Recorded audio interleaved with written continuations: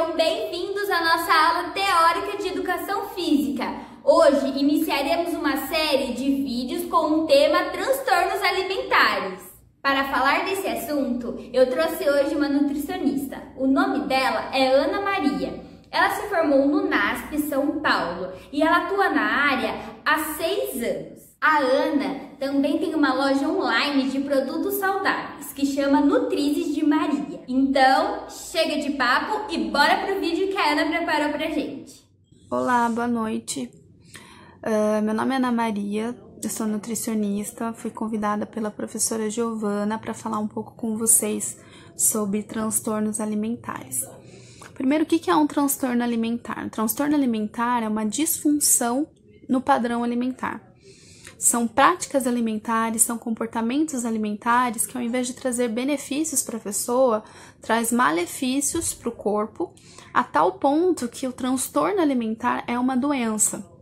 É considerado uma doença, é uma patologia. Isso é muito importante, porque se ela é uma doença, ela é uma patologia, ela merece, né? E deve ser identificada, deve ser tratada, deve ser acompanhada.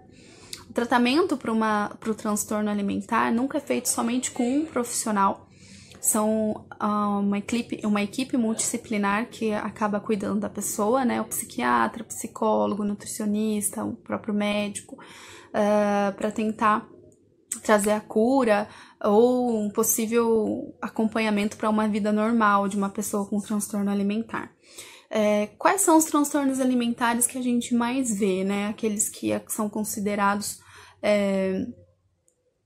graves e que podem desencadear até a morte, né? A gente fala muito sobre a bulimia nervosa, sobre a anorexia nervosa, né? Ambas têm como característica aquele medo excessivo em engordar, aquela preocupação excessiva com o corpo e a autoavaliação da pessoa somente pelo físico dela, né? Ela só se avalia se ela realmente é boa, se ela realmente tem sucesso quando ela vê um peso na balança, quando ela vê o corpo estritamente magro no espelho. Ela não consegue ter essa percepção de avaliação pelo intelecto, pelas metas que ela alcança. É tudo devido ao corpo. Acaba sendo um culto ao corpo, né? E qual a diferença entre as duas? Falando rapidinho para entender, acho que vocês já devem ter ouvido falar bastante sobre elas. A anorexia nervosa, a pessoa tem uma restrição tão grande, né, na alimentação, porque ela se recusa de toda maneira a manter um peso, mesmo que um peso mínimo que seja aceitável. Ela se recusa e ela não consegue nem se enxergar da maneira que ela realmente está, né? Ela chega, geralmente são pessoas muito, muito magras, chegam à magreza excessiva, mesmo assim elas não conseguem se enxergar da maneira que elas estão. E aí, por isso, elas se restringem tanto na alimentação que chegam a essa magreza, é essa característica da anorexia nervosa. Já a bulimia nervosa, a pessoa não consegue seguir com essa restrição alimentar por muito tempo. E ela tenta, só que isso aí acaba causando episódios de compulsão alimentar. E depois dos episódios de compulsão alimentar, a pessoa se sente culpada e aí ela busca práticas para compensar a compulsão alimentar. Práticas como vômito, uso de laxantes, exercícios em excesso por um período curto de tempo, jejum, períodos de jejum muito prolongados, e vira aquele ciclo, né?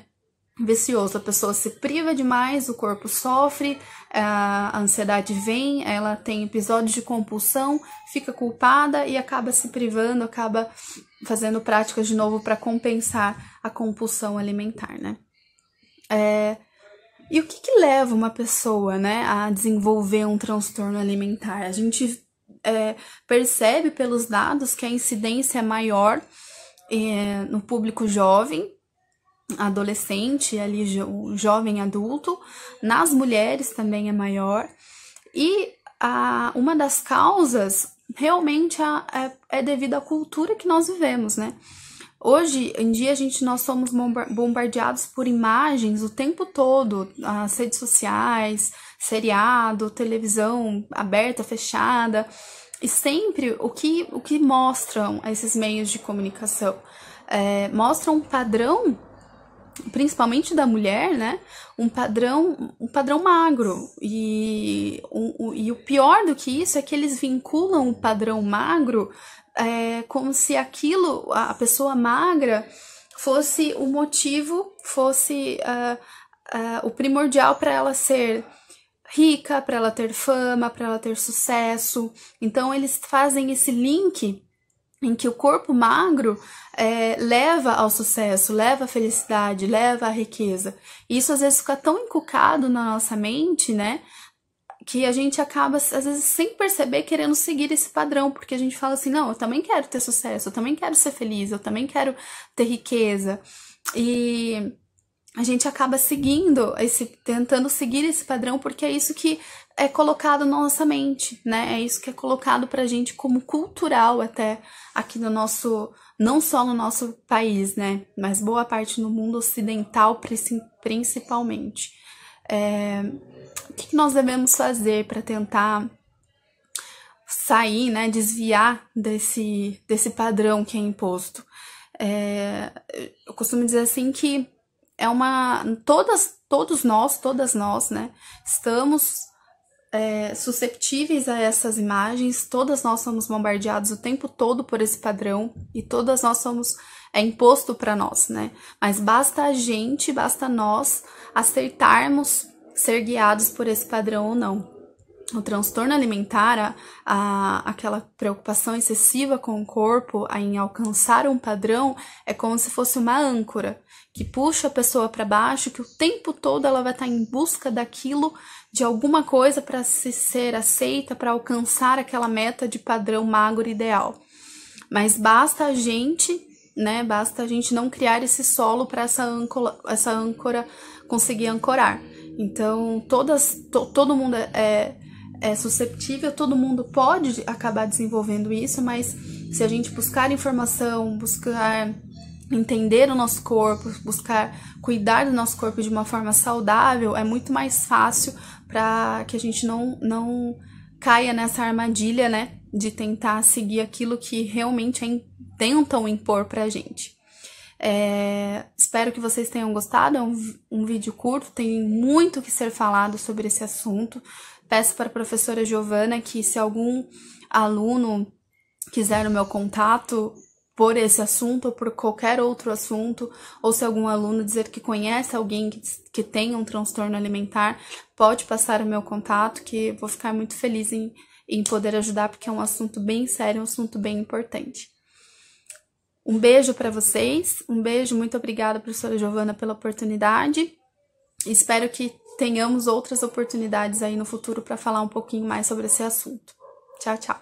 E aí, gostaram? Obrigado, Ana, por ter topado dividir todo o seu conhecimento sobre esse assunto conosco. Galera, esse foi o vídeo dessa semana. Não esquece de fazer a atividade do Eclass. Um beijo e tchau, tchau!